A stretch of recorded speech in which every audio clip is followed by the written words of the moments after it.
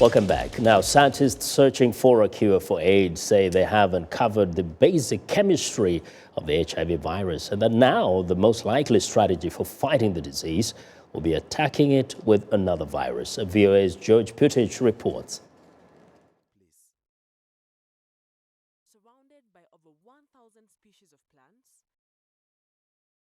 a myriad of colorful insects, animals found in a few other places in the world, Renee Gongo's childhood was filled with wonder. Of all these Well, we had a little problem with that report there. Maybe we'll share it with you another time. But the majority of HIV researchers agreed that the virus evolved at some point from the closely related Simian Immuno-deficiency Virus, SIV, and that the SIV, which mutated into HIV, was transferred from chimpanzees and gorillas to humans in the recent past. Now, to tell us more about that, I'm joined by Eugene Ateh, research lead specialist at the Institute of Human Virology, University of Maryland's School of Medicine. Mr. Ateh, welcome to Africa 54. Thank you, Vincent. Yes. Now, let's go to the basics. You know, according to what you guys call the transfer theory, or sometimes it's also been referred to as the hunter theory or the bushmeat theory. The basic kind of explanation to how this happened is that somebody went and caught some animal, and somehow the blood from that animal transferred the virus to the human being. Can you give us some further insights into that? Thank you, Mr. Vincent. In the world of viruses, we have two extremes. We have what we know about viruses and what we don't know about viruses. And in between these two extremes, we have the window. This window of opportunity is being exploited by scientists to get down to the root cause of how viruses that used to be normal flora in animals turn out to be pathogens in humans. And we call this, in scientific jargon, zoonosis. These are animals which are well adapted these are viruses that are well adapted in the animal community, but for one reason or another, there is a jump. And one of the reasons for this jump is because of human encroachment into the living space of animals. Yeah.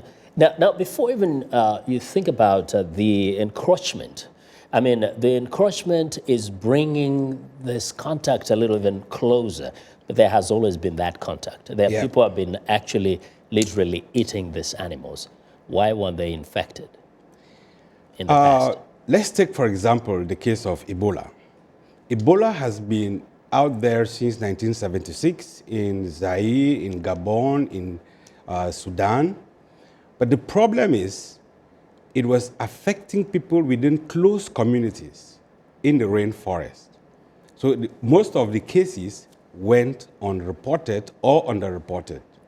This is the first time the Ebola virus has actually struck in the West African region out of the rainforest. Mm-hmm. And at this point, it happened at a road junction that connects three countries that have poor health infrastructures, they have poor communication mechanisms, and the situation in those countries are worsened off by bad governance. Mm-hmm. Now, we see there's a similarity, of course, and I was going to ask you about that between the Ebola and HIV virus, because they both are known to have kind of jumped from chimpanzees or animals, in the case of Ebola, other animals, to humans. But there's a question, like when you talk about HIV a little bit, it says like, how do you explain, for example, that the HIV groups that have infected mankind, HIV-1 and HIV-2, spread so considerably in human beings in those regions where those animals had existed before, but in such a simultaneous way and happened in such a vicious way? What is the explanation?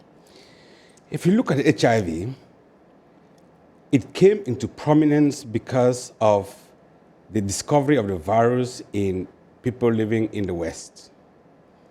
And then when they started tracing back, they realized that when people started encroaching into the African rainforest with the rail tracks, the virus came into the human population and there was a smoldering tendency. It was there undetected until when it became a full-blown, when there was a nidus. A nidus is what we call the seed of a cluster of people who serve as the springboard for the virus to get hold into many other people within the community.